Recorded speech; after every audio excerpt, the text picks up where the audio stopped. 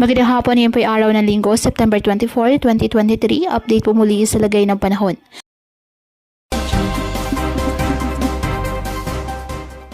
Southwest monsoon o habagat nakakaapekto ngayon sa Southern Luzon, Visayas at Mindanao. Samantala, ang binabantayang low pressure area dyan po sa may silangan ng ating bansa ay tuluyan na pong nalusaw at ang isa namang LPA ay nasa labas naman ng ating Philippine Area of Responsibility na. Sa ngayon, trough nito ang nakakaapekto sa nalalabing bahagi ng Luzon. Mababa naman ang tsansa ng nasabing low pressure area na maging bagyo.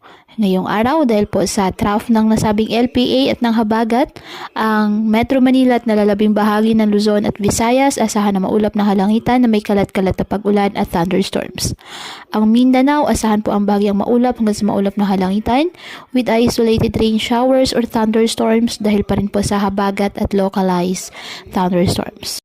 Kaya pinapayuhan ng ating mga kababayan na maging maingat po sa mga posibilidad ng pagbaha at pagguho ng lupa, lalo na po kapag may malalakas na ulan, at ugaliin na magdala palagi ng payong o kahit anong panangga sa ulan o kahit naman sa init ng araw kapag lalabas po ng ating mga tahanan.